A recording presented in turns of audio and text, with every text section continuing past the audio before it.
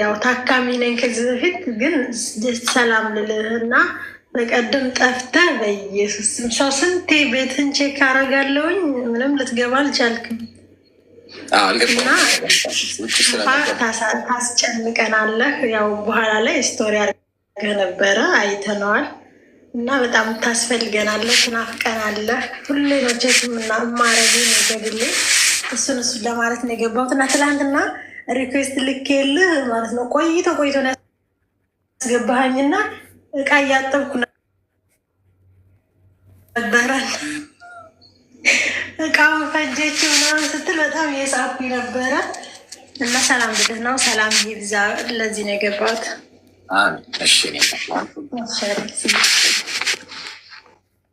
እሺ አድናቆት ትንሽ ቀንሱ ጓዶች። ለምን መሰላችሁ?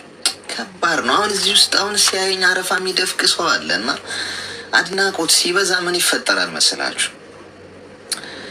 እዛ ሰው ላይ በጣም ከፍተኛ የሆነ እንትን ነው የደም ዝውውሩ ነው የሚጨምረው። እሰጋለሁ፣ አዝንላቸዋለሁ ለአንዳንድ ሰዎች። ጤና ይስጥልኝ። እንኳን ደህና ቆየ። ሰላም። ምን እንታዘዝ? የምር በጣም ፈራሁ። እሺ እኔ ሳለ ወንድሜ ነው እንድትመክረኝ የምትፈልገው። ያው ከመጀመሪያ እስከ መጨረሻ ልንገርህ። ያው ርዘን ሚላን ትንሽ ግን ያው እንትን እንዳንል ከሀሳብሽ እንዳንወጣ ዋናውን ጉዳይ ብትነግሪኝ፣ ያው እንዳይረዝም ማለት ነው። በጣም ከተለጠጠ እየረሳ ነው እንዳንመጣ ማለት ነው። እሺ ንገሪኝ። እሺ እኔ በቃ ከመጀመሪያው ብነግርህ እንድትመክረኛ ነው። እሺ 2004 ላይ ስደት መጣሁ። 2006 ላይ ተመልሼ ኢትዮጵያ ሄድኩ። ከዛ ከዚህ ሳኡዲ ነበርኩኝ። አርግዤ ነበር ወደ ኢትዮጵያ ሄድኩት። እሺ ከዛ አንድ ወንድም አለኝ። እህት የለኝም፣ እናትም የለኝም። አንድ ወንድም ብቻ ነው ያለኝ። ከዛ የወለድኩትም ያው አግብቼ ሳይሆን በጓደኝነት ነበር። ወንድሜ እንደዛ አርግዤ ምናምን ሲሄድ ከቤት አስወጣኝ፣ አባረረኝ። ወለድኩኝ። የእናቴ እናት ነበረች። ከዛ ያው እሷ ጋር ተቀመጥኩ። እሱ ከተማ ነበር የሚኖረው። እየመጣ ይረብሸኛል ምናምን እንደዚህ። በቃ ልጅን ራሱ እንዴት ላሳድግ? ከዛ በጣም አሰቃየኝ። የእናቴ ዘመድ የሚሆኑ ነበሩ። ከዛ ልጅን ይዤ ወደ እነሱ ሄድኩ። ከዛ ሲሄድ ራሱ እየተከተለ እየመጣ በጣም ይረብሸኝ። መቀመጫ አጣሁኝ። በመጨረሻ ጓደኞቹም ሲመክሩት በመውለድ በአንተ ተጀምሮ እንደ ሰው ልጅ እኮ በሽታን ዝቅ የሚያደርገው ይች ልጅ ደግሞ በቃ ተሳሳተች አይደለው ወለደች ልጅ ነው ይዘ የመጣችው ምናምን ብሎ ሲመክሩት በቃ ተወኝ። አያቴ ጋር መኖር ጀመርኩኝ። 2011 ላይ ልጅን ለአያቴ ጥዬ ወደ ሳኡዲ መጣሁ። ከዛ ወደ ሳኡዲ መጣሁኝ። በቃ ጠንክር ብዬ እየሰራሁ ቦታ ገዛሁኝ። ከተማ ቤት ሰራሁ። አያቴ ደግሞ በጁንታዎች ጦርነት አካባቢ ሞተች። ከዛ ስትሞት ያው የልጅ ዘመዶችን በጣም ጥሩ ናቸው። መሻለ ያኔ በጣም ጥሩ ሰው ናቸው። ልጁን መጥተው ወሰዱት። ከዛው ልጁ ራሱ እነሱ ጋር ነው። በጣም በስርዓት ነው የሚያሳድጉት። በቃ እንኳንም ወለድኩት ምናምን ከነዚህ ቤተሰቡ ምናምን እያልኩ እኔ ራሱ በጣም ነው ደስ የሚለኝ። ቤቴን ሰራሁኝ። ከዛ ደግሞ የአንተን ምክር በጣም ሳላዳምጥ ቤቴን ሰርቼ ከጨረስኩ በኋላ አሁን ባለፈው አካባቢ በቃ ወርቅ ግዙ እንደዚህ በሉ ምናምን ሳለምትል 10,000 ሪያል አካባቢ ወርቅ ገዛሁ። ከዛ ደግሞ አልፍ ያለሁኝ የወንድሜ ታሪክ እንደዚህ ያኔ እሱ በባህር ተመልሶ መጣብኝ። ቤቱን እየሰራሁ እያለ አለፍኩ። እንደማን ሳልነግርህ ቤቱን እየሰራሁ በባህር ሲመጣብኝ አነሳሁኝ። እሱን 11,000 ሪያል ከፍዬ አነሳሁ። መጣ፣ ስራ ገባ። የመጣበትን ምን ያልፈልግም፣ ሰርተህ ተለወጥ፣ እንደ ጓደኞች ሁን፣ በቃ እህትም ወንድምም ሳላለልን የላሱ ብቻ ነው እና ሰርተህ ተቀድ። በጣም መናጢ ነው፣ የመናጢ መጨረሻ። በቃ መናጢ ነው ሲጀመር ልጁ ማለት ነው። ኢትዮጵያም እንደዛ ሲያንገላታኝ በልጅ ምክንያት ሲያባረኝ ሲለኝ በቃ ሳኡዲን ብመጣም እሱም ተመልሶ ቢመጣም አነሳሁት። መጣ። ከዚህ መጥቶ ደግሞ በጣም ያሰቃየኛል። ስራ በፈታ ቁጥር ከተማ ልመጣ ነው ይላል። እኔ ስራ ነኝ። ከተማ የምትመጣው ምን ታደርጋለህ? ስራህን ስራ፣ እዳ የለብህ። በቃ ስራ ለምን አትሰራም? ከዛ በጣም ያሰቃየኛል ይለኛል። አሁን ራሱ 3 ወር ሆነን ከተደዋወልን። ከዛ ትላንትና ጓደኛዬ የምትሆን የሰፈራችን ልጅ ደወለችለት። ከዛ ደወላለች። ስታዋራው እኔ የላኳት ምናምን መስሎትኝ እሷን የሚሰድባታን እሷን አግኝቻት ገድያት ነገር ነው የሚለው። እኔ ምን ባጠፋው? በቃ ራሴ ጋር በቃ ይሆናል አይደል? በቃ እኔ አሁን ልክ አይደለሁም። ለምን እንደዚህ ይለኛል? እኔ እህቱ አይደለሁ? የእናቱ ልጅ እህቱ አይደለሁ? በባህር ቢመጣ አንጥቼ ኢትዮጵያ እንደዛ አሰቃየኝ ብዬ እንኳ ራሱ የመን ላይ ሆኖ ሲደውልልኝ እንኳ ስልክ አልዘጋሁም። 11,000 ሪያል ክፍያ መጣሁ። እዚህም ቢመጣም አልፈልግም ወንድሜ ሰርተህ ተለወጥ ነው ያልኩት። ምን ባጠፋው ነው የዚህን ያክል እንደዚህ የሚያደርገኝ? የኢትዮጵያ ገብታ በቃ እሷን እንደዚህ አድርጊያት እንደዚህ አድርጊያት። እኔ ባላጋሩ አይደለሁም። ምን ይሻለኛል? በቃ ሀታ ራሱ በጀንታዎቹ ጦርነት ማለት ደሴ መጥቶ የዛኔ ደግሞ ቤት ጀምሬ ነበርና ብር የለኝም ነበር። ጓደኛ 500 ሪያል ተበድሬ ልኬለት 15 ቀን ሳይሞላ ብር ላክ ያለኝ። እኔ አሁን ብር የለኝም። ይህንም ተበድሬ ነው የላኩልህ ብዬ ስለው በዛው ይቆጣና ስልክ በዘጋ በ15 ቀኑ ለአክስቴሪ ደውሎ ልጅሽ ሞቷን ብልሽ ንገሪያት ብሎ ነገራት። ለሱ ረመዳን ነበረው ማለት ነው። ከዚያች ላይ እውነት መስሏት ስልክ ተዘጋግቷን። ደግሞ ማንን ደውላ ተጠይቅ? ወደኛ አካባቢ ወልዲያ አካባቢ ነው ስልክ። በቃ በምን ተጠይቅ? ለእኔም እንዴት ብላ ትንገረኝ? ለካሱ ውሸቱን ነው። እንደዚህ ድረስ የሚል ወንድም ነው ያለኝ። ግን እኔ ሳለሱ ምን እንደምል በቃ እንዴት እንደምሆን በቃ ግራ ግብት ነው ያለኝ። ወንድምሽ እናትሽ ልጅ ነው አይደል? ታላቅ ወንድሜ ነው። አሁን እኔ እና እሱ ብቻ ነን። የአባት ልጅ አሉና ግን የእናት የአባት እኔ እና እሱ ብቻ ነን።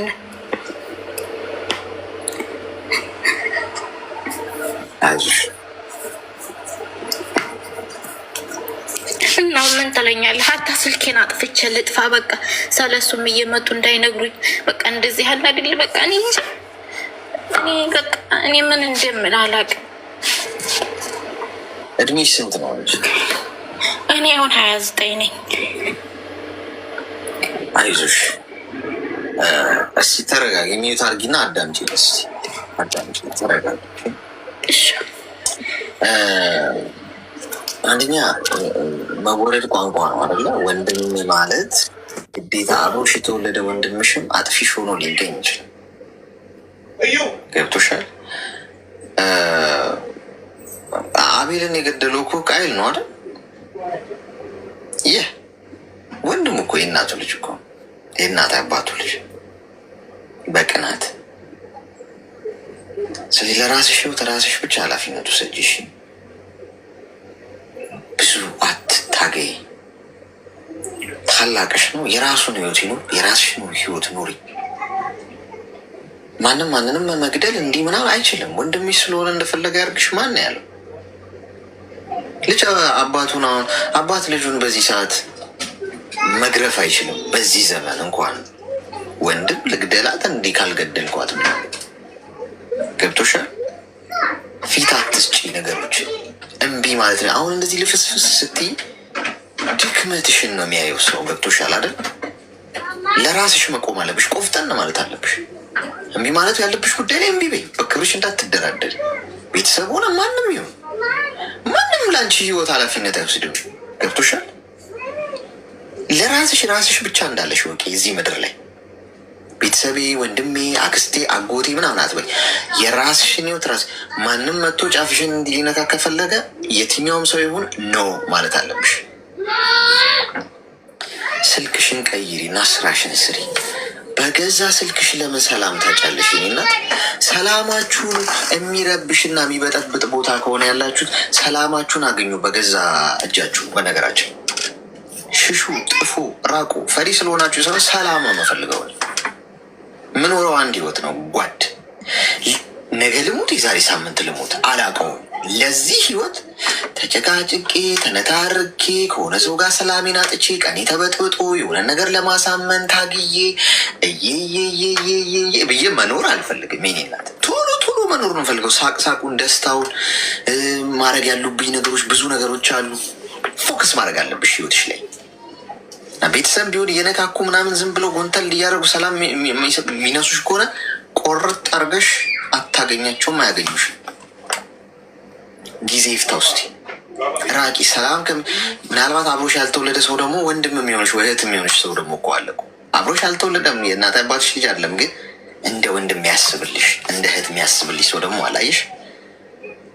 ስለዚህ ኑሪ የኔ እናት፣ ቶሎ ቶሎ ኑሪ። ህይወት አጭር ነው። ስለዚህ ከዛሬ ጀምሮ ምን አድርጊ፣ ይሄ ስለሱ የሚነግሩሽ የሚያወሩሽ ከዛ ነገር የሚያቃብሉ ምናምን ሰዎችን በኩል ጽድት አድርጊ።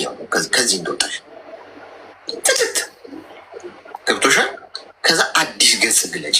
ከሚመቹሽ ሰላም ከሚሰጡሽ ሰዎች ጋር አውሪ፣ ጓደኛ ሁኚ፣ አዲስ ገጽ ግለጭ። ገብቶሻል አይደል? በሰላምሽ እንዳትደራደር። እሺ እሺ አሌክስዬ አመሰግናለሁ። አይዞሽ። ለማንም አዳምጪ፣ ከመውጣትሽ በፊት ለማንም ሰው ዋጋ እንዳትከፊ። ይኸውልሽ ዋጋ እንዳትከፊ። እንደ ሻማ ቀልጬ ምናምን የሚባል ታሪክ አውጡ ከህይወታችሁ። ለማንም ልቀልጥ አልመጣሁም፣ ይቅርታ። ገብቶሻል? ብትቀልጪለት የዛሬ ሰው ብትቀልጪለት እንደ ሻማ አውርዶ ልክ ማብራት ሲመጣለት አውርዶ ይረግጥሻል። ሻማውን ያበራለትን የሚረሳ ነው የሰው ልጅ። መብራት ሲመጣለት ብሎ ሻማውን የሚያጠፋ ነው። ገብቶሻል? መብራት ሲጠፋ ሻማ እንለኩሳለን፣ መብራት ሲመጣ ሻማውን እናጠፋ። እንደዚህ ነው የሚያደርገው። ተግባባ? እሺ አሌክስዬ አመሰግናለሁኝ። እሱ እኮ በቃ የሌላ ሰው ጋር የሌላ ሰው እህት ጋር ያወዳድረኛል። እሷ ምን አድርጋልኝ፣ እሷ እንደዚህ ብላ በቃ ማልቀስማ ቀረ እኮ። አሁን እንደገና ወደ ጭቃ ውስጥ ትመለሻለሽ። አውርተን በቃ እርግታይ ወደፊት። እሺ ይሄ እንዲያደርገኝ እንዲለኛል ያወዳድር። በቃ እርግፍ አርገሽ ተይ። እሺ ተይ። አሁን እኮ ወቅተን ራሱ ቀዶ ጥገናውን ካረግን በኋላ እንደገና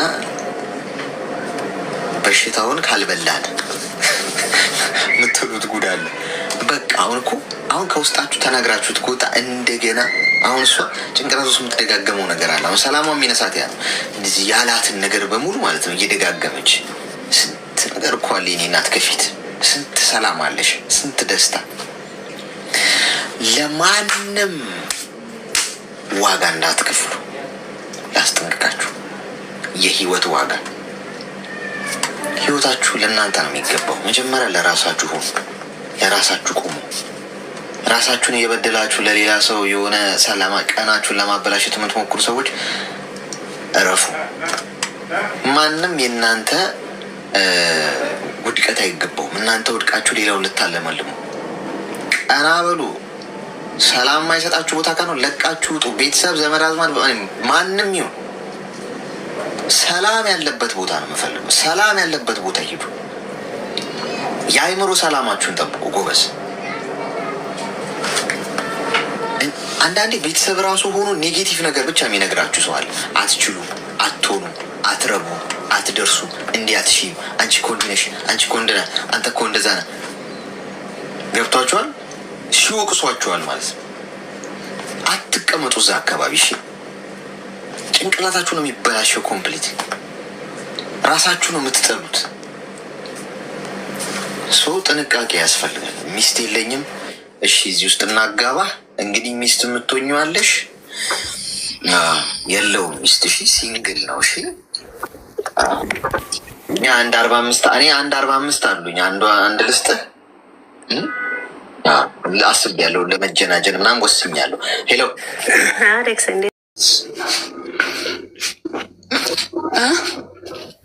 ምን እንታዘዝ? አይ የሆነ አንድ ግራ የገባኝ ነገር ስላለ እሱን እንደ ወንድም ላማክረ ፈልጌ ነው። እሺ ንገሪኝ። ያው ታሪኩን አጠር አድርጌ ልንገርክ። እሺ ኢትዮጵያ እያለሁ ከሚገርም ነገር ከአንድ ልጅ ጋር ተተዋውቄ ነበርና ያው እንደ ጓደኝነት ያን ጊዜ ጓደኛም እንደዚህ የሚያዝን በማልፈልግበት ጊዜ ነበር። እንደ ድንገት አንድ ጓደኛዬ ነበረች እና የእሱ የአክስት ልጅ ነበረ እና የእሷ የሆነ ፕሮግራም ነበረ፣ የልደቷ ቀን ነበር። እንደ ድንገት የተተዋወቅ ነው እና ይብለጥ ልጁን ወድጄ ሳይሆን ልጅቷን ጓደኛዬን በጣም ስለመወዳት ከእሷ ጋር ጓደኝነት ዝምድና እንትን ለማለት ስል ብቻ በጣም እሷም ከዚህ ልጅ ጋር ታቀራርበኛለች ማለት ነው። ይሄን ጊዜ ታውቃለህ የሆነ ትንሽ ሀዘን አጋጥሞኝ ነበር። የእናቴ ሀዘን ለብሼ ነበርና በዚህን ጊዜም በቃ ሀዘኔን የሚያስረሳኝ ሰው አገኘው በምልበት ጊዜ ከእሱ ጋር ተተዋውቄ ነበረ። ያው አጠር አድርጌ ነው እየነገርኩህ ያለሁት። ያው የፍቅር ህይወት ጀመረ። ጓደኞቼ በዙሪያ ያሉት በጣም ይደሰታሉ ነበር። ማለቴ በቃ የእናቷን ሀዘን የሚያስረሳት ሰው አገኘች ይሉ ነበረ። ልጁ ለካ መጀመሪያ ያው ሰው ሆኖ የቀረበኝ ለካ ውስጡን በትክክል አላውቀውም ነበረ። ከዛን በኋላ ከትንሽ ቆይታ በኋላ በቃ ትንሽ እየተቀያየረብኝ በሚመጣበት ጊዜ እኔ ያው ያን ጊዜ ኢትዮጵያ በምሰራበት ጊዜ ፋብሪካ እየሰራው ስለሆነ የምኖረው እንደሱ ያናልም የራሴ የሆነ ስራ የለም። የራሱ የሆነ መሬት አለው፣ ስራ አለው፣ ብዙ አንዳንድ ነገሮች አሉት። ያው ድህነቴንም አይቶ ብቸኝነቴንም አይቶ ልንቆኝ ሊሆን ይችላል በሚለውም ግን እንደዚህም ሆኖ በጣም መወደው እና በጣም የፍቅር መስዋዕት በጣም ከፍዬለት ነበር ታውቃለህ። እና በዚህም ጊዜ ያው እናቴን እረዳለሁ ብዬ ፓስፖርት ያወጣሁት ነበር እና ትንሽ የብር እጥረት ስለነበረብኝ ብቻ ያን ጊዜ ቶሎ አረብ ሀገር አልሄድኩኝም ነበረ። እናቴንም ሳረዳት በመሀል ያው ተበደለችብኝ ማለት ነው። ከዛም ከሱ ጋር ለመኖር ስር ለሊት ፋብሪካ ሰርቼ ቀን ደግሞ ሲኦሲ እየተማርኩኝ እንደዚሁ በራሴ ውጥረት አረብ ሀገር ሄድኩኝ። ግን ያው ህልሜም ከሱ ጋር ለመኖር ነው እና አረብ ሀገርም ከሄድኩኝ በኋላ ምንም ማውቀው ታሪክ የለም። ብቻ በጣም ከልቤ እሱን ስለምወደው ብቻ እኔ ለካ እሱ ያው ብዙ ነገር አለ እና ብር በእኔ ላኪ ነበር የሚለኝ ማለት ነው። ያው እሱም ለካ ያው ጀርባዬን አጥንቷል፣ ቤተሰብም አትረዳም፣ ስለዚህ ላኪ እኔ ደግሞ እዚህ እሰራለሁ ምናምን ብሎ ነበር ያን ጊዜ። ያው ሶሻል ሚዲያ ላይ ደግሞ አንዳንድ ነገር ስለማዳምጥ ደግሞ እሱንም አጥቼ ደግሞ እዚህ የሰው ሀገር የምሰራውንም ብር እንዴት በእሱ ልካለሁ የሚለው ነገር ራሴን ቆጥብ ነበረ። ግን ያው እዛም የሄድኩትኝ ደግሞ ያው ከሱ ጋር ለመኖር ስል ነው። ግን ለእሱ ብዙ ነገር አወራው ነበረ። አረብ ሀገር የሚሄደው እናቴን ለመርዳት አይደለም፣ ቤተሰቦቼን ለመርዳት አይደለም፣ ከአንተ ጋር ነው ለመኖር ነው የሚሄደው፣ እባክን ብዬ በጣም እለምነውና እለማመጠው ነበረ። ከዛን ያው ብቻ እሱን እንዳላጣ አልኩኝና ወደ 112,000 ብር ምናምን በመጀመሪያ ሰሞን ላኩለት ማለት ነው ለሱ። ከፈለግ ሪሲቱን ምናምን አሳያለሁ። ያው ብቻ ትልቅ ጥፋት እንዳለብኝ አውቃለሁ። ግን የኔን ጥሩነት ብቻ አውርቼ ጥፋቴንም መደበቅ ስለማልፈልግ ነው። ገብቶሃል? ከዛም በኋላ እንደዛው ማድርጌ እሱን ልማጣት ብቻ ስለማልፈልግ ነበረ። ግን መስሎኝ ነው ትልቅ ስህተት እንዳደረግኩኝ አውቃለሁ። ግን ይህንን የምነግርህ ደግሞ ያው ጥፋቴን ደብቄ ያው ጥሩነቴን መንገር ስለማልፈልግ ነው። እና ሪሲት ራሱ አለኛ እና እንደዚህ በሆንክ ጊዜ ከዛን በቃ ለካሱ ብሩን እስከምልክለት ድረስ ነበረ። በዛ በመካከል በቃ እንትናለኝ በቃ ተቀያየረብኝ። ኧረ እባክህ ሌላ ነገር እንኳን ምንም ነገር አልፈልግም፣ ቢያንስ እንኳን የሰው ሀገር ነሽ ያለሽው በለኝና ጠይቀኝ፣ እንዴት ነው ምን ላይ ነሽ በለኝ። በአሁን ጊዜ ዘመድም ሰውም ኖሮኝ የሚጠይቀኝ ሰው የለም ብዬ በጣም እለምነው ነበረ። ለካሱ ምንም ነገር በማላቅበት ነገር እዛ ነበርኩኝ። ብሩን ከላኩለት በኋላ በቃ በምደውልበት ጊዜ ስራ ላይ ነኝ፣ ቢዚ ነኝ ምናምን ነበር የሚለኝ ማለት ነው። እና ያው አጠር አድርጌ ነው የምነግርህ እንጂ በጣም ከባድ ነበር ሁኔታው ማለት ነው። ከዛም በኋላ ያው ከትንሽ ቆይታ በኋላ ወቅቱ ረመዳን ውስጥ ነው። አረብ ሀገር ነኝ ያለሁት።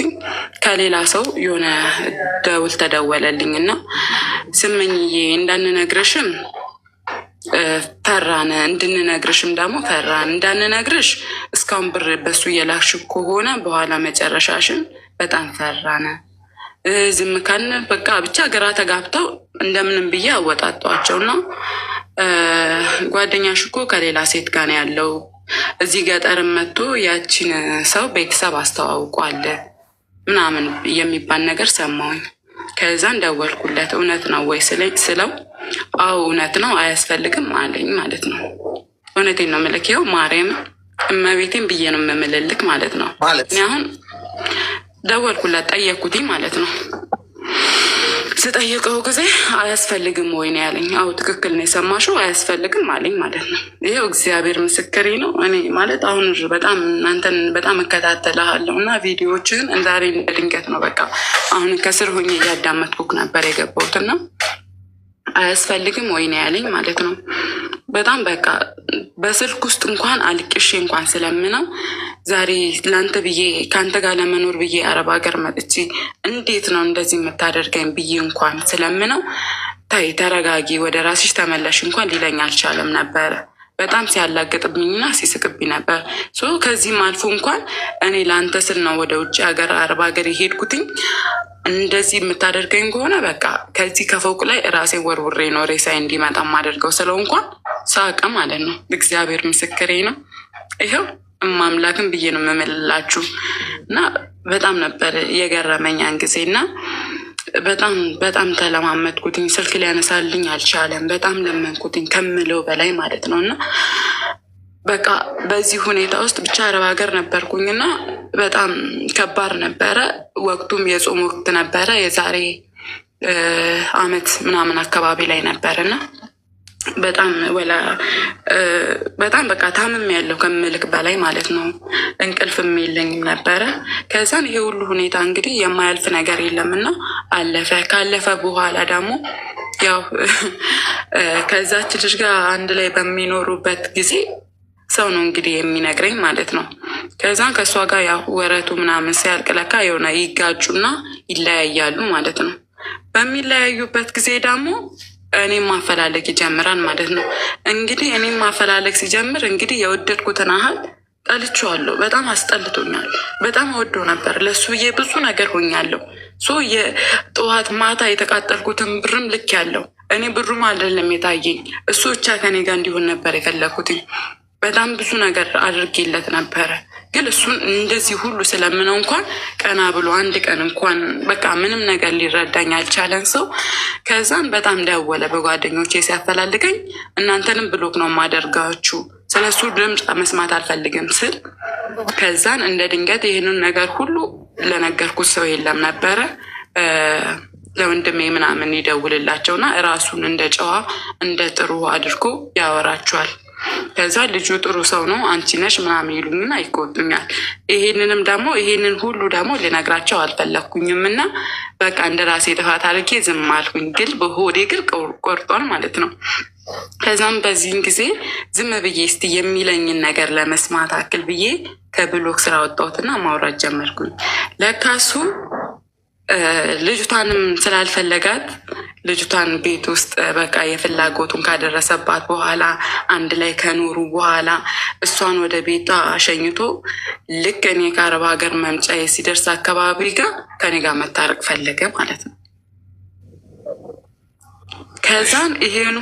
ከዛን በቃ ከእሱ ጋር ዝም ብዬ ኖርማል አወራው ነበር። ግን እንደ በፊቱ እሱን ወድጄ በቃ ልቤ ቆርጦልኛል። ምክንያቱም በጣም እንትን ብዬዋለሁ። ዛሬ ይሄን ልጅ ከዚህ ከፎቅ ላይ ራሴ ወርውሬ ፈጥፍጬ እመጣለሁ ስለው እንኳን ተይ እራፊ እንደዚህ አቱኝ እንኳን ያላለኝን ሰው የሳቀብኝ ሰው ምን አይነት ልብ ሊቀበልልኝ ይችላል ታዲያ?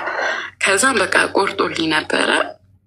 ከዛን እንደዛው እንትን እያልኩትኝ ቤተሰቦችም ሲቆጡኝ እሱ ልጁ ጥሩ ነው አንቺ ነሽ ምናምን ሲሉኝ ይሄንን የበደለኝን ነገር እንኳን ሁሉንም አይደለም ልነግራቸው ቀርቶ ምንም በቃ ልነግረው ብቻ ፈቃደኛ አልነበርኩኝም እና ከዛም በዚህን ጊዜ ያው ቃላችን የሆነ የተባባልነው ቃል ነበረ። እሱ ምንድን ነው? እውነተኛ ፍቅር ከሆነ እኔ አረብ ሀገር ለአንተ ስል ነው የምሄደው፣ ስመጣም ደግሞ ከዛ አንተ ጋር ነው ማርፈው ነበር የተባባልኩት ማለት ነው። ከዛ ብቻ ውስጤ ስላልተዋጠልኝ ብቻ ለጊዜው ማረፊያ ቦታ ስላልነበረኝ ዝም ብዬ ወንድሜ ቤት መጣሁኝ ማለት ነው። ስመጣ ጊዜ ምንድን ነው የተፈጠረው ነገር? ከዛን እኔ በምመጣበት ጊዜ ያለበትን ሀገር ትቶ ወደ ሌላ ሀገር ገባ። እዛ ሀገር እንደገባ አልነገረኝም። ግን ይሄን ጊዜ ደግሞ ምንድን ነው እሱ ያለኝ እዛው ሀገር እንደሚኖር እና ልክ እኔ ስመጣ ደግሞ እሱ እንደሚቀበለኝ ነበር የሚያውቀው ማለት ነው። እኔ ግን ደግሞ እንትን ስላለኝ የሆነ ያልተዋጠልኝ ነገር ስላለ ሀገር እንደቀየረ አላውቅም። ግን የዛኛው ነገር ለምን ከዚች ልጅ ጋር አንድ ላይ እየኖሩ ነው? እንዴት በቀላሉ ሊለያዩ ቻሉ? እንዴት በቀላሉ እኔ ሊያፈላልገኝ ቻለ? እሷንም በድለዋት ነው። እኔ ሴት ነኝ እና ይህን ነገር ማጣረስ ይኖርብኛል። ስለዚህ ዝም ብዬ እሱ ጋር ሄድን ብዬ ሄድኩኝ። ከዛም በኋላ በጣም እንክብካቤ ያበዛብኝ። በጣም በቃ ከበፊቱ ከሚያሳይኝ ፍቅር በጣም ቆይ ከዚህ ሁሉ ነገር በኋላ ለምንድን ነው የሄድሽው እሱ ጋር?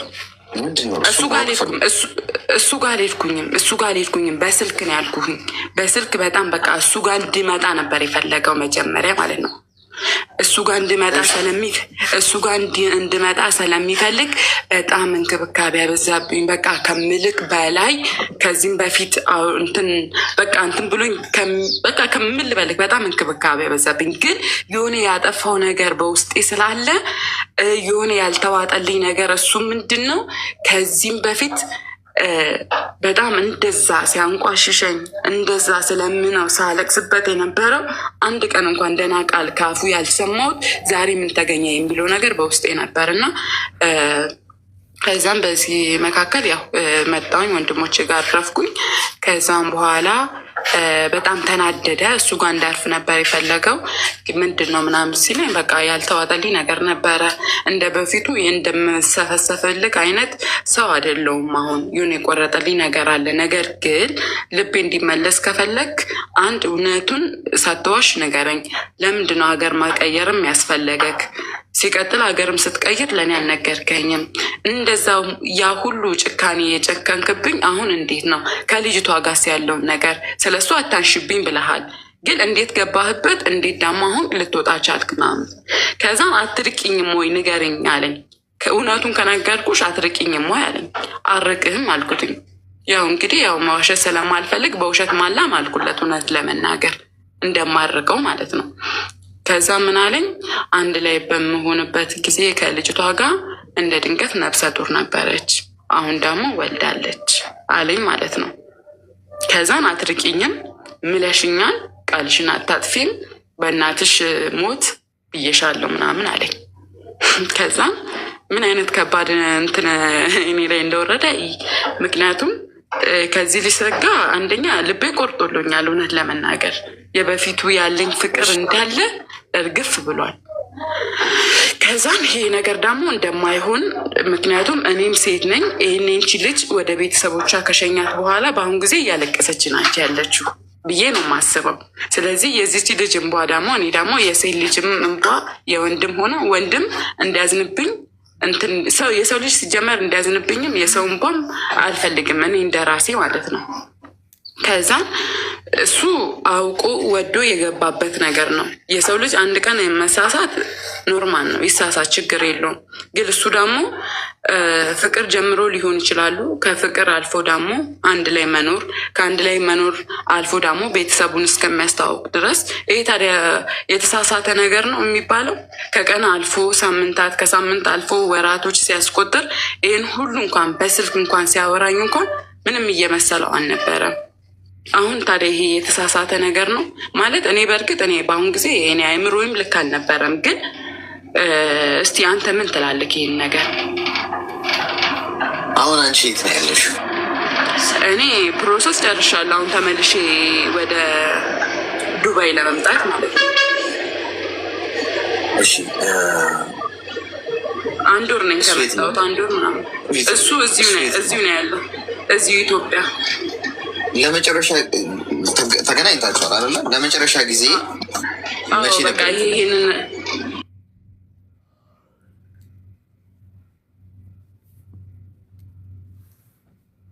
ይህንን ለማንትን በቃ ሳምንታት አልፏል። ሲጀመር በቃ ታውቃለህ፣ እኔን ከመንከባከቡ የተነሳ ማለት ነው እዛ ሆኜ ሽማግሌ ምናምን ልኮ ነበረ። ግን ከዚህም በፊት ግን በጣም ስለምነው ነበረ። ምን አልኩት፣ አንተ የምልክልክ ብር ሽማግሌ ያልተላከን ሰማና የለንም፣ ሰርግ የለንም፣ አንተንም አጥቼ ብሬንስ ባጣ አላሳዝንም ወይ ስለው ነበረ። እኔን አታምኝም ይለኝ ነበረ። እሺ በምንድን ነው ማምንክ? ይህንን እንዳደርግ ከፈለክ ደግሞ ሽማግሌ ላክ ስለው ነበረ። ከዚህም በፊት በጣም በእንደዚህ አይነት ነገር ሲያታልለኝ ነበረ። ግን ያን ሰሞን ሊልክ አልፈለገም። ከዛን ይህ እንደዚህ አይነት ስህተት ውስጥ ከገባ በኋላ ምን አደረገ? ሽማግሌ ይልካል ማለት ነው። ገባ ካደለ? ከዛን አሁን ሽማግሌ ልክ ያለው የምትመጪው እኔ ጋር ነበር ያለኝ እንደራሱ ማለት ነው። እኔ ደግሞ እንደነገርኩክ ሆነ ያልተዋጠልኝ ነገር ስላለ ብቻ ይህንን ነገር ለማጣራት ስል ከዚህም በፊት በጣም አሏሽም በጣም ወደዋለሁ። በጣም መልሱን ፊት ለፊት መልሽው። አሁን አንቺ ከዚህ በፊት ፊት ለፊት ሲጠየቅ ፊት ለፊት ነው መመለስ። ዙሪያ ዳር ምናምን አያስፈልገው። አሁን ታፈቅረዋለሽ በዚህ ሰዓት? ኧረ አላፈቅረውም።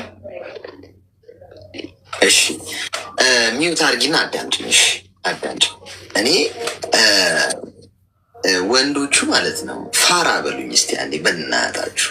አንዳንድ ቅድም ሲል ነበር አንዱ መጥቶ እውነት ነው እውነት አራዶቹማ እንደዚህ አይነቶቹ ወንዶች ናቸው እኮ ጓድ 100 ምናምን ሺህ ብር የሚላክለት ማለት ነው ሳያገባት ሚስቱ ሳይሆን እሷ በላክችለት ገንዘብ ከሌላ ሴት ጋር ሽሽ ገዳሚ የሚለው ነው ፋራ አራዳው ማለት ነው። እኔማ በምን ያቅም ያራዳ በ11 ቁጥር የሆንኩ ሰውዬ። አራዶቹማ እንደዚህ አይነቶቹ ወንዶች እኮ ናቸው።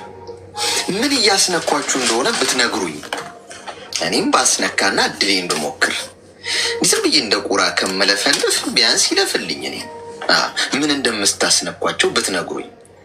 የኔ እናት አንደኛ ይህ ሰውዬ በላይሽ ላይ ብዙ ነገር ያደረገ ሰው። አንቺ እና እሱ ምድር ላይ ብትቀሩ እንኳን ባልሽ ሊሆንም ይችላል አይደለም።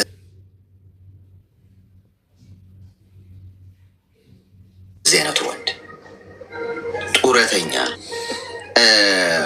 ሴትን በሴት ላይ መደረብ እንደ አራዳነት የሚቆጥር ወንድ። እንዴት ነው ስለ እሱ ራሱ ስቲል እያሰብሽ መሆኑ ራሱ በጣም ስለገረመኝ። አሁን እኮ አንቺ ጋር እሱ መጥቶ እየተለጠፈ ያለው እዛች ጋር ሄደ አንቺ ነሽ የቀረሽው። እንዴት አድርጌ እበላታለሁ ነው ልጅ እንጂ እውነት አግብቶሽ ሊኖር ነው? ስነ ስርዓት ያለው ወንድ እኮ እንደው የትዳር ጥያቄ ራሱ በጣም በስንት መከራ ነው ለማግባት ራሱ የሚሞክረው ኃላፊነት ስለሆነ ጎተታት መጥቶ ካለሽ ድጋሚ ላኪ ቀይ መስመር ላይ ነሽ። ምክንያቱም አንቺ አሁን ስትሄጂ ደግመሽ ሌላ 200 ሺህ ብር ደብል አድርገሽ ነው የምትልኪለት። እዚህ ውስጥ ደግሞ አሉ አደም የሚመጡ አንዳንድ ሰዎች ነግሬያችኋለሁ። ከዚህ ስትወጡ በውስጥ መስመር የሚጽፉላችሁን ወንዶች ደግመዋለሁ። በቀይ መስመር ነው ማሰምረው። ስክሪንሾት አድርጋችሁ መታችሁ እዚህ ያሳዩን። የአንዷ ሚስት ነው እዚህ ወይ 3-4ቱም ልኳል። እንደዛ እዚህ ቁጭ ብዬ ወረርሽኙ አይስፋፋም እሞታታለሁ እንጂ መተሽ ከነ ስሙ ፕሮፋይሉንም ስክሪንሾት ይሄ ሰው ሀይ ብሎኛል ምን ፈልጎ ነው ሚስቱን የቃሽን ተረከቢ ብለሽ ፖስት አድርጊው። እዚህ መተሽ አስገባሽና በትልቁ አረግሻለሁ ታሳይናለሽ። ሌላ ቦታ ተሞዳሞዱ፣ ሌላ ቦታ ተቀፋፈሉ። እዚሁ መርፌ እየወጋው እዚሁ እሞታታለሁ። ለማንኛውም ነይና ድጋሚ ላኪሽ። አሁን ገብታ የነበረችው ሰዓት ነው። ሄሎ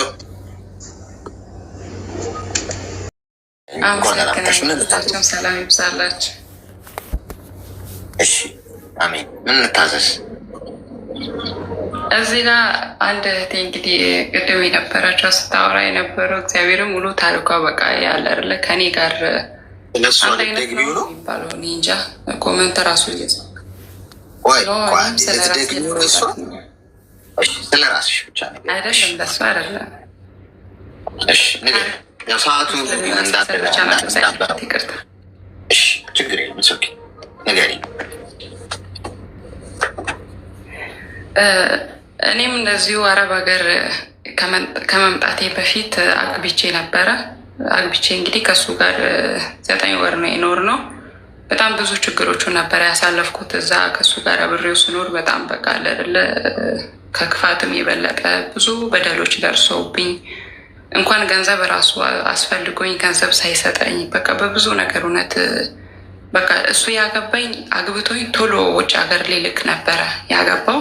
እሱ ቤተሰቡ ጋር ነበረ ደግሞ ያገባኝ ማለት ነው። ከዛም እኔ ፓስፖርት ምናምን አውጥቼ በ2 ወር ምናምን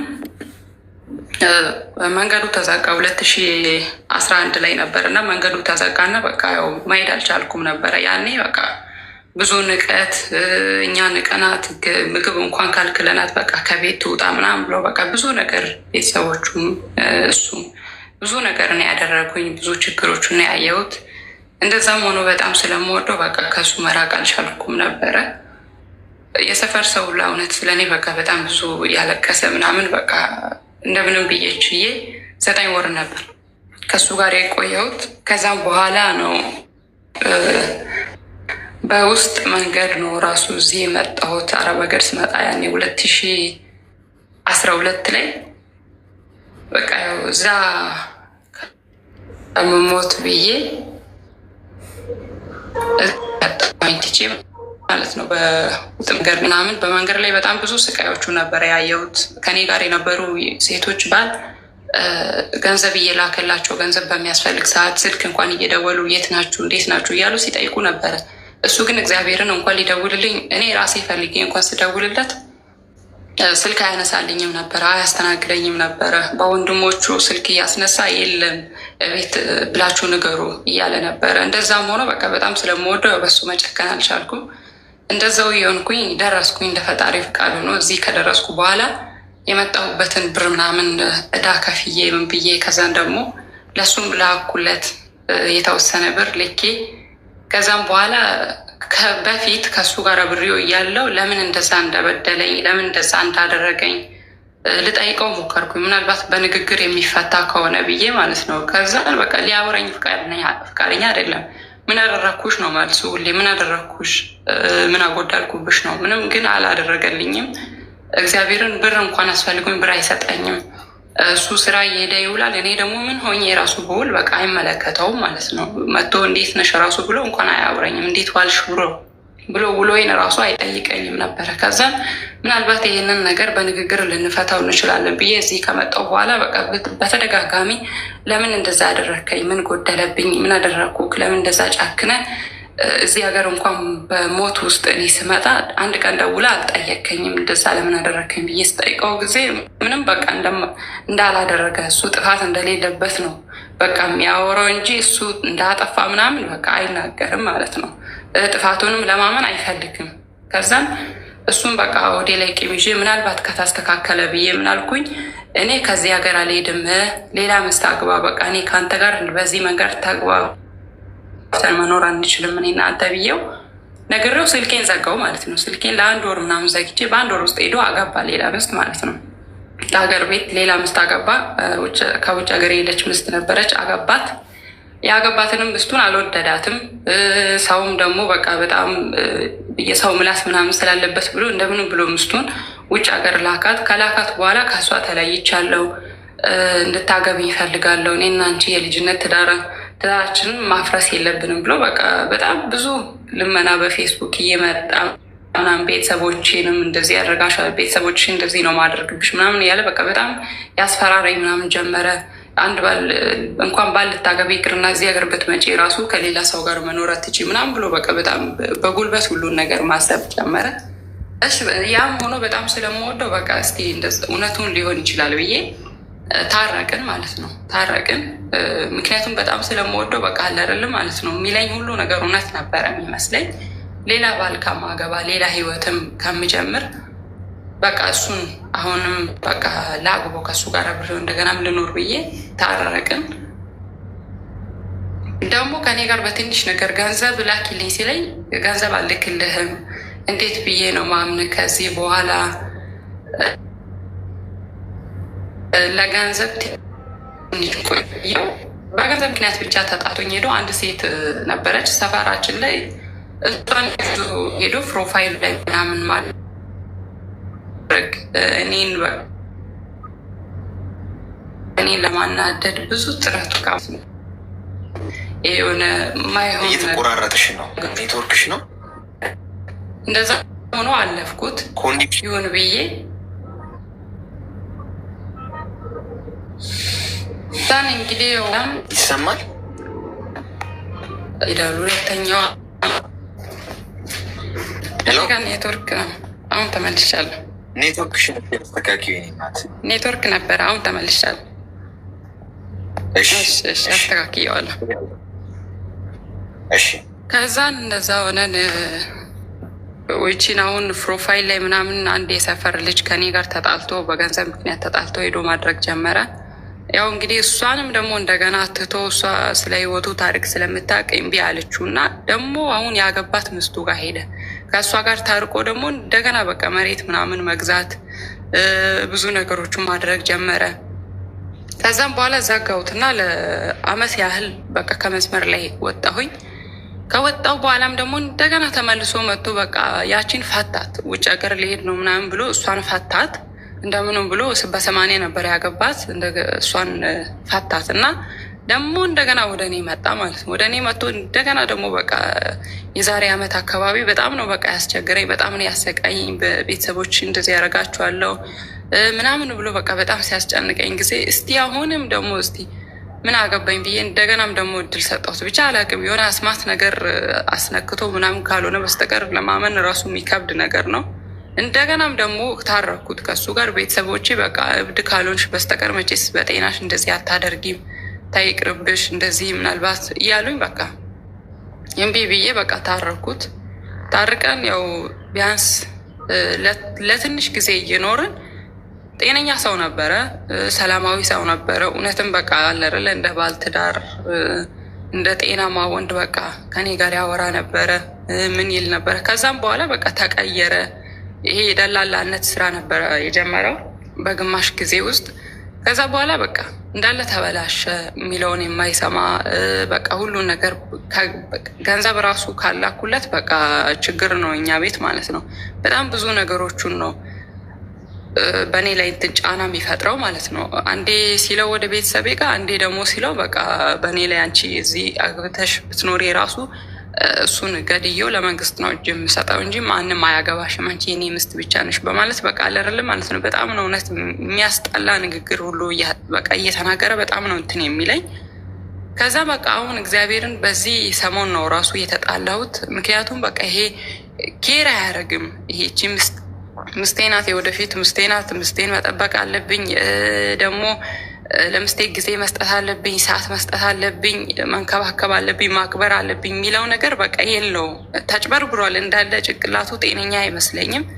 ከዛም በቃ ይሄ እንግዲህ በእኔም ሆነ በቤተሰብም የሚፈታ ነገር ስላልሆነ ያለኝ አማራጭ በቃ እውነት ምንም አማራጭ ስላልነበረኝ ሳምንት ይሆነኛል በቃ ራሴን አጠፋለሁ ከዚህ ሁሉም ነገር እዚህ ተቀምጬ እዚህም እንትን ከምል ኢትዮጵያ ሄጄ ደግሞ በቃ የሰው መሳቂያ አልሆንም ብዬ በቃ ራሴን አጠፋለሁ ብዬ እግዚአብሔርን ባለፈው በረኪና ጠጥቼ ልሞት ነበረ። ሰዎቹ ባይደርሱ ሊኖሮ እንደውም አሁን እዚህ ጋር ራሱ አልሆንም ነበረ።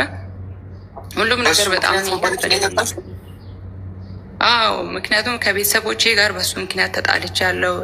ሁሉም ነገር በቃ እግዚአብሔርን በጣም ነው የሚያስጠላው እና በቃ ከዛ የተነሳ ለምን ሄዳለሁ ሀገር ቤት ራሱ ብሄድም ደግሞ ምን አደርጋለሁ ምናምን ብዬ በቃ በጣም ነበረ ሁሉም ነገር ያስጠላኝ እና እንደውም ሰኞ ቀን ነው ረኪና ራሱ የጠጣሁት። ጠጥቼ በቃ ልሞት ነበር። ብቻ ፈጣሪ ነው ያተረፈኝ እና እንደዛ ሆኖ አሁን ራሱ እግዚአብሔርን አሁን ነው ስልኩን ራሱ ዘግቼለት የመጣሁት። አሁን ደግሞ ደወለልኝ። ደውሎ ራሱ ምን ሆነሽ ነው? እኔ ምን አድርጌሽ ነው እንደዛ ያደረግሽው ይለኛል። በቃ ጥፋቱን የማያምን ይሄ ልክ እንደ ደነዝ ማለት ነው። ራሱ ብቻ ትክክል እንደሆነ ነው በቃ ሁሉም ነገር የሚያስበው እና ከዛን እኔ ከአንተ ጋር የማወራበት ምንም አይነት ትዕግስት ስለሌለኝ በቃ አንተ የራስህን ህይወት ኑር፣ እኔ ከዚህ በላይ አልችልም ብዬ እግዚአብሔርን አሁን ነው ራሱ ስልኩን ዘግቼለት የወጣሁት።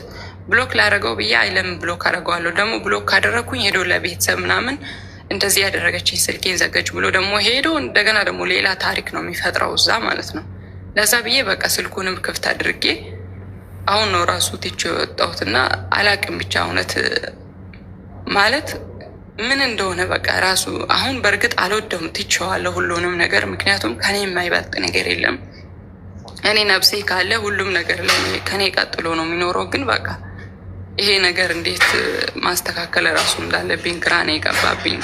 ሀገር ቤት እንደምንም ብዬ በቃ ሳልቆይ ሄጄ ያለውን ነገር አስተካክላለሁ ብቻ ያው ብዬ ፈጣሪን እንግዲህ እየለመንኩ ነው ያለሁት። ብቻ በእኔ የደረሰ እውነት በማንም አይድረስ ነው ነው የሚባለው። 6 ዓመት ሙሉ ነው በዚህ ነገር የተሰቃየሁት።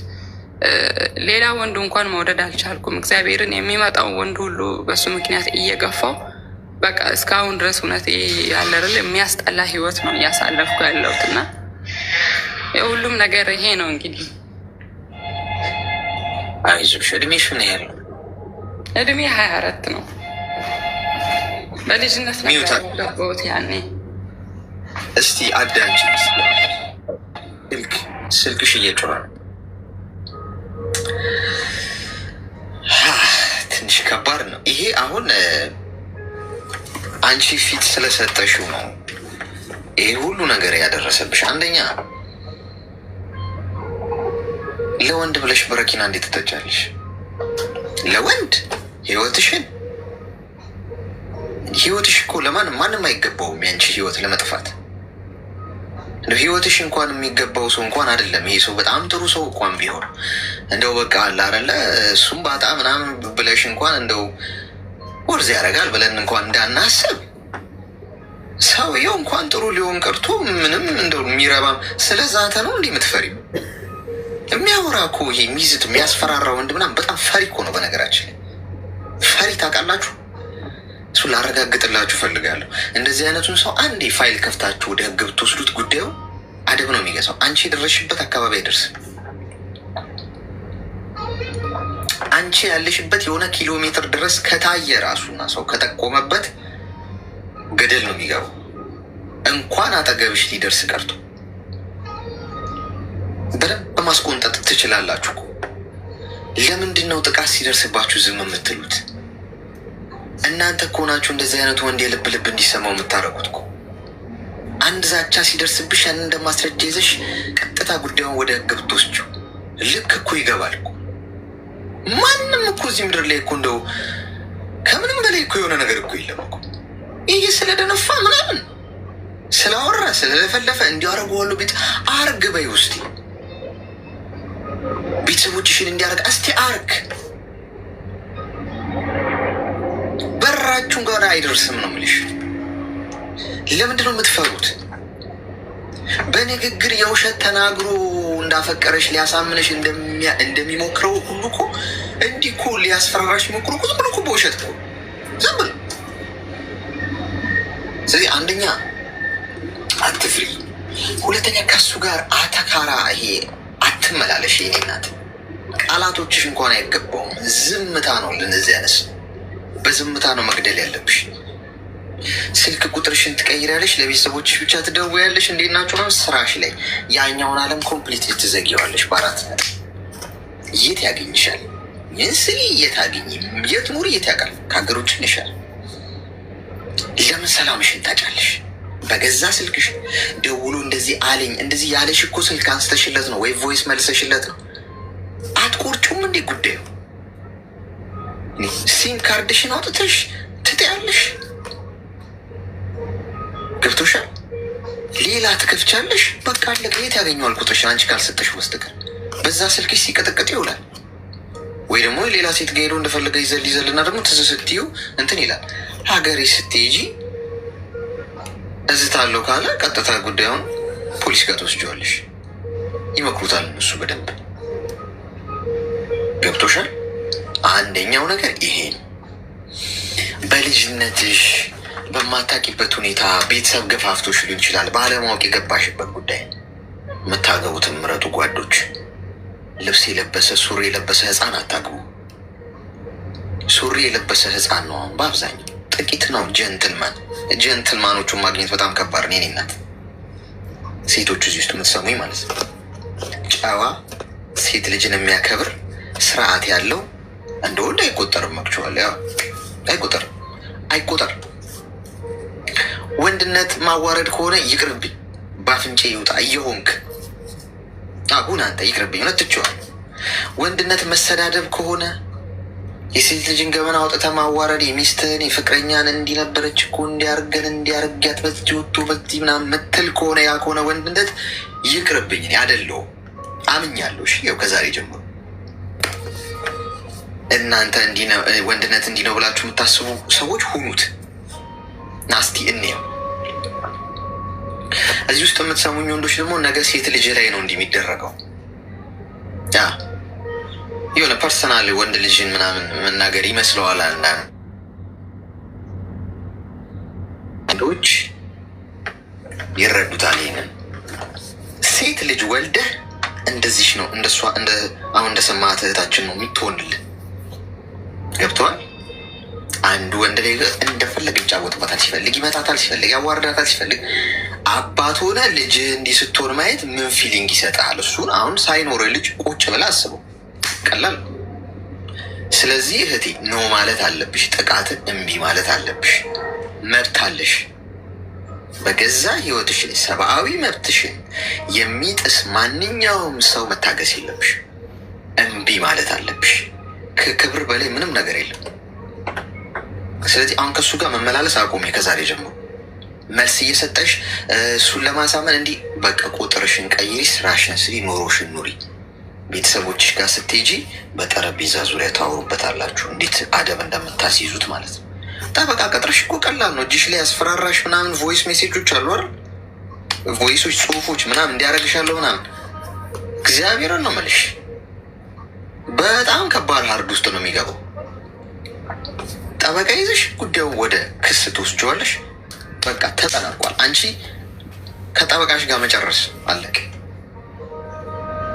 ስለዚህ አታልቅሺ ምናምን። ከዚህ በኋላ ቆፍጠን በይ። አንድ ህይወት ነው የምትኖረው፣ መፍራት አያስፈልገውም። እሺ ተግባባን?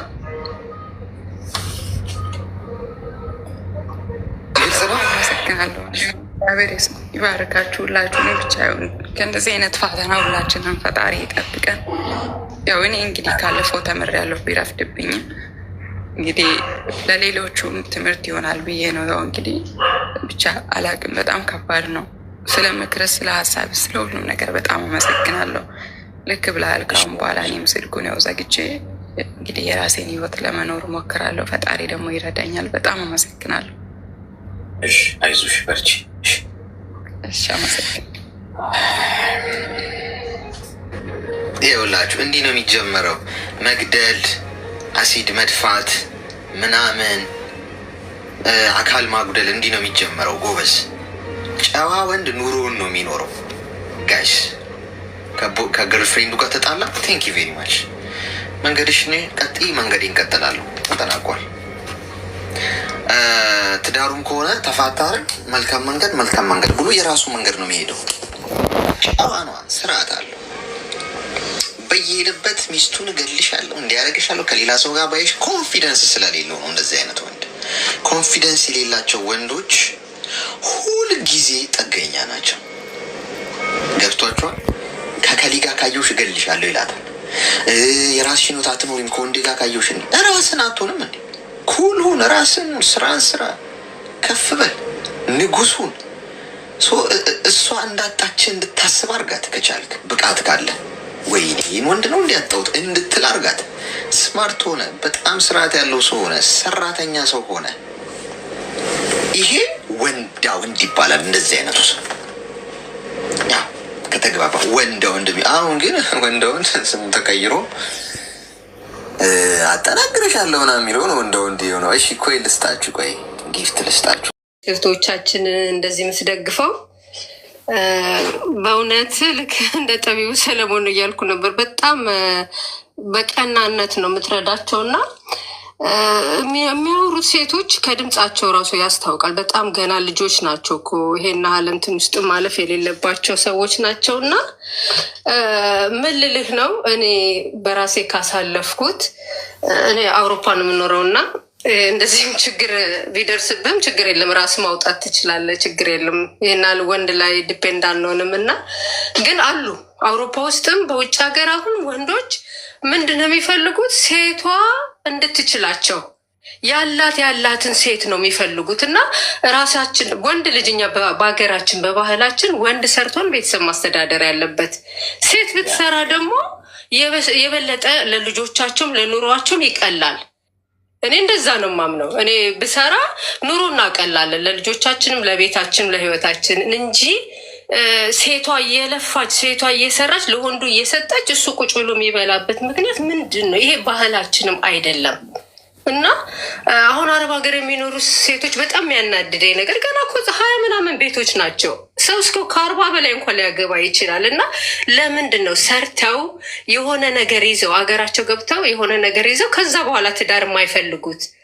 ካላት እኮ ማንም እጇን ስሞ ነው የሚፈልጋት።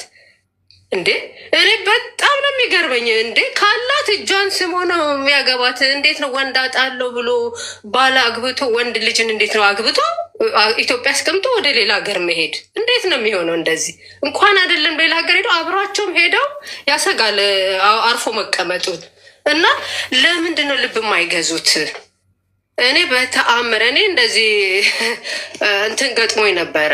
አስቸጋሪ ሰው አስቸጋሪ መያዣ መጨበጫ የሌለው ሰው አሌክስ፣ መያዣ መጨበጫ የሌለው ሰው። እና ሰው ወንድ ልጅ ደግሞ እንትኑን ባህሪውን ለረጅም ዓመት ይደብቃል። ለ5 ለ6 ዓመት እንኳን አብረኸው እየኖርከው እንኳን አታውቀውም። ስለዚህ ነገሮች እንደማይመስል እንደማይሆኑ ሳይ ንፋስ ነገር ሲሆንብኝ እንዲህ ስልክ ሴት ጋር ሄዳል ምናምን ሳይሆን ይሄ አላማ የሌለው ሰው ታውቃለህ፣ አላማ የሌለው ሰው ለወደፊት የማያስብ ሰው ያለውን ነገር ብክንክና አድርጎ ወይም የውጭ ሰው እንዲወደው የታይታ ነገር እና ቤት ውስጥ ዝም ብሎ በቃ ለሴት ሪስፔክት የሌላቸው አሉ። በተለይ ከኢትዮጵያ ያሉ ወንዶች ለሴት ሪስፔክት የላቸው። አንዴ ካገባች ከወለደች ምን ታመጣለች?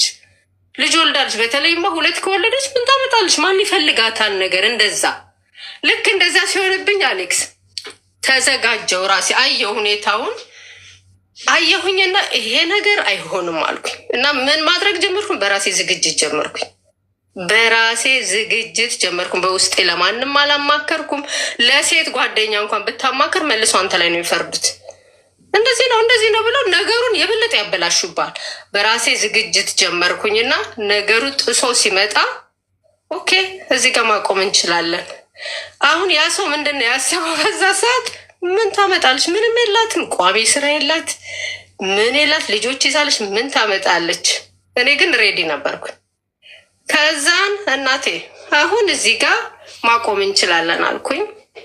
እሱ ያው ልጆቹን 3 ልጅ ነው ያለኝ፣ ልጆቼን ወስዳለሁ ብሎ ፍርድ ቤት ሄደ። እራሱ ነው ፍርድ ቤት ሄደው እና ፍርድ ቤት ሄድ ግዴታ ደግሞ ጠበቃ ከያዘ ሴቷን መያዝ አለባት። ምክንያቱም ጠበቃ ደግሞ በጣም ውድ ነው ውጭ ሀገር ላይ ወደ $7,000 ምናምን ስከፍል አቃተኝ እኔ። ምክንያቱም የቤት ዕዳ አለ የምን እና ከዛን አይ እኔ እዚህ ጋር ማቆም አለብኝ፣ ከዚህ በላይ ለጠበቃ መክፈል አልችልም እና ይገምገምልኝ ተባለ። የእሱ የሚሰራው ሌሊት ስለሆነ አይ ሌሊት ስለምትሰራ ልጆቹ አንተ ጋር አይሆንም ተብሎ ልጆቹ ለእኔ ተሰጠኝና ከዛ ቤቱን 100% እኔ ፊት ሆኖ ለጓደኞች የሚያወራው ምን አላት እሷ ትወጣለች፣ ምንም የላትም፣ እሷ ናት የምትወጣው ከቤት ምናምን። እኔ እኮ ተዘጋጅቼበታለሁ ቀድሜ። ከዛ ባንክ ደወልኩኝና ቤቱን በእኔ ስም አዘዋውሩልኝ፣ ልጅ ስላለኝ ወደዚህ ማለት አልችልም፣ ከስራው ጋር አይመቸኝም ቤት መቀያየር ስላቸው፣ እንደ በሁለት ሰው የተገዛ ብድሩ የ2 ሰው ነው እና ለአንድ ሰው አናሸጋግርም። ምክንያቱም ባንኩ የሚፈልገው ለራሱ የሚከፈለውን ገንዘብ እንጂ ስለኛ ህይወት የሚያገባው ነገር የለም። አይቻልም አለ። በ2 ሰው የተበደራችሁትን ለአንድ ሰው ማስተላለፍ አንችልም። እንዴት ከየት አምጥተሽ ልከፊ ነው ምናምን አለ። ከዛ ለሰውየው በጎን ደውዬ ደግሞ ሰውየው ከቤት ሲወጣ ያው ግማሹን ትከፍለዋለህ፣ ግማሽ ፓርቱን ማለት ነው። አብረን የከፈልነው ለ6 ዓመት ለ7 ዓመት ሰውየው ሲወጣ እኩል ቤቱ ይገመትና ይሄና የባንክ ዕዳ አለ። ይሄ ትርፉ ደግሞ የእናንተ ትርፉ የከፈላችሁት እስከዛሬ ለ2 ይከፈልና ይሄን ያህል የሚወጣው ሰው ገንዘቡን ይዞ መውጣት አለበት። እንደዛ ነው። እሺ አልኳቸው። እኔ አሌክስ እግዚአብሔር ምስክሬ ነው፣ ነጮች ገንዘብ አያጠራቅሙም እንዴ ነው ያልኩት። ከዛ ሰውየው ለብቻ ደወልኩለትና እኔ ያልኩት አይ አይሆንም፣ ሌላ ብድር ሌላ ባንክ መበደር አልችይም፣ ይሄን ብድር ሳትከፊ ምናምን ስለ እኔ ከማንም አልበደርም አልኩት። ያጠራቀምኩት ገንዘብ አለ ለሚወጣው ሰው የሚወጣ ለሱ የሚገባውን ከፍዬ ሌላ ደግሞ እስክቋቋም ድረስ ይሄን ያህል ገንዘብ አለኝ፣ የቤቴን ዕዳ ከፍላለሁ፣ ግን ከቤት አታፈናቅለኝ፣ ምክንያቱም ሴት ነኝ፣ ስራ አለኝ፣ ልጆች አለ፣ ይከብደኛል አልኩት። ምን ያህል ገንዘብ አለ ሲለኝ እንደዚህ እንደዚህ ስለው ደነገጠ። አንቺማ እንደው አሌክስ ቢገርም እኔ ደነገጥኩ ራሴ። ነጮች ገንዘብ አይዙም እንዴ ነው ያልኩት። በ6 ቀን ውስጥ ነው ባንኩ 100% ዕዳውን ወደ እሱ አስተላልፈናል ብለው ወደ እኔ ያደረጉት። በ6 ቀን ውስጥ ማንም 2 ባልና ሚስት ሆነ እንኳን ማያበድረው ባንኩ ወደ እኔ ያስተላልፈው። ምን አሉ መሰለህ? በጣም ኢኮኖሚ አያያዝ በጣም ጠንካራ ናት ብሎ ወደ እኔ ያስተላለፈው። ቤቴን ይዤ ልጆቼን ይዤ ከዛ ወዲህ እንደውም ስራዬ ተስተካከለ፣ ደሞዜ ተስተካከለ፣ ያለምንም ችግር ይኸው እየኖርኩ ነው ለ4 ዓመት። እና ሰው እስኪሆነን ድረስ ነው አብረን መኖር የምንችለው። የማይሆን ከሆነ ግን አብረን መላላጥ የለብንም። ግን ሴቶች ብልጡኑ የራሳችሁ ገንዘብ ለብቻ ያዙ። አንዳንዱ ለፍቶ ሰርታ ዛሬ የታወቀችውን ሰው እኔንም አስገብኝ ስላት ታስገባለች። ለብቻ ገንዘብ መያዝ አለባቸው። ያ ሰው የቁም ነገረኛ እስከሆነ ድረስ ብቻ ነው አብሮ መቀጠል የሚችለው። እሱ ሰርቶ ሊያኖረኝ እንጂ እኔ ሰርቼው ላኖረው አይደለም። እኔ ባይገርም አሌክስ ቤቱ ጠበበ። ልጆቹ ተለቅ ተለቅ እያሉ ሲሄዱ የራሳቸው ሩም ይፈልጋሉ። እንደ ኢትዮጵያ አንድ ሩም አይታጎርም ውጭ ሀገር እና ሴት ለብቻ ወንድ ለብቻ እየተባለ የሚኖርበት ስለው ይሄናል ገንዘብ ብታጠራቅሚ ይሄንን አርጊ ይሄን ብታረጊ ሲለኝ ይሄ ሰውዬ ባሌ ነው ወይስ አማካሪ ነው? ምን ማለቱ ነው እንዴ? ወንድ ልጅ እኮ ማለት ያለበት ይሄንን ሰርተን ይሄንን አጠራቅመን ከወጫችን ቆጥበን ምናምን እንደዚህ ህይወታችን እናሻሽል፣ ህይወታችንን እንምራ ነው የሚባለው። እኔ የሆነ ነገር እንደዚህ ስለው አገርሽ ህንጻለሽ፣ አገርሽ እንደዚህ ያለሽ ሞራል የሚገል ነገር እና ብልጦቹ ነው ሴቶች ለራሳችሁ መሻሻል የምትችሉበትን መንገድ። እኔ የሚገርም እንደ ባል ሳይሆን አብሮክ እየኖረ ሰው ጠላት ይሆናል። መንጃ ፈቃድ ላውጣ ስል ይከላከላል፣ የሆነ ነገር ላስል ይከላከል። እያወቅኩበት እኮ ነው ይከላከለኛል። እና ኖርማል ነው ይሄ ሰውዬ፣ አይምሮ አለው። እና ከምን አይነት ሰው ጋር ነው የምንኖረው? በደንብ መገመት አለባችሁ። 20 ዓመት 15 ዓመት 17 ዓመት ሆነ እድሜ ይሄደዋል ይላሉ። ለምን 40 ወይም 50 ወይም ካለሽ እጅሽን እግርሽን ስሞ ነው የሚቀበልሽ። አትጓጉ። ለእንትን ለባል ልጅስ ብትወልዱ በስነስርዓት ለማታሳድጉት ልጅ የምትሉት እኔ በጣም ይገርመኛልና አሌክስ እግዚአብሔር ይባርክ። በተቻለ መጠን አሁንም መከራቸው እንዴ ሴት ልጅ ኧረ በኢየሱስም ለራሳችሁ የሆነ ነገር ያዙ። ባል አይጠፋም። ትዳርም እኮ የሚፈልግ ወንድ አለ። እና ተረጋጉ። መጀመሪያ ህይወታችሁን አስተካክሉ፣ መስመር ያዙ። እዛና ማዶ ለማዶ ሆኖ ትዳር የለም። ብልጡኑ ስትተዋወቁ ደግሞ ቤተሰቡ ማወቅ፣ እሱን ማወቅ። ቁም ነገረኛ ነው ወይ አይደለም፣ ለጊዜያዊ ነው ወይ አይደለም። አንደሬጅ ሆናችሁ ምናምን ጊዜያዊ በትምህርት ጓደኛ ልትይዙ ትችላላችሁ። ከፍ እያላችሁ ስትሄዱ ግን እንደዛ ነው። የሴት ልጅ ጊዜ ነው የሚያልቀው፣ የወንድ ልጅ አይደለም። ወንድ ልጅ እስከፈለገው ጊዜ ማግባት ይችላል። ይሄ ደግሞ እንደዚህ እዚህ ቦታ ነኝ እዛ ቦታ ነኝ ስራ ስለበዛብኝ ነው እንደ የራሴ ሰው ካልኩት እኮ ቴክስት እኮ ይደራረጋል። ሰው እንዴት ነው እዚህ ቦታ ነኝ ስራ ስላልተመቸኝ ነው አልደውልልሽ የሚባለው? እና አሌክስ በጣም አመሰግናለሁ። ጊዜ እንዳልወስድብህ በጣም አደንቅሃለሁ። እግዚአብሔር አንተ ይጠቀም። ብዙ እህቶቻችንን ነፍስ ታድናለህ። እና ሲሪየስ በሆነ ነገር አናግራቸው። በጣም ትንንሾች ናቸው እኔ ስሰማቸው። ኧረ በስመ አብ ነው። አመሰግናለሁ አሌክስዬ፣ ፎሎ አድርጌያለሁ። በጣም የምትደነቅ ነክ አንተን ያገባች የታደለች ናትና በርታ። ቻው።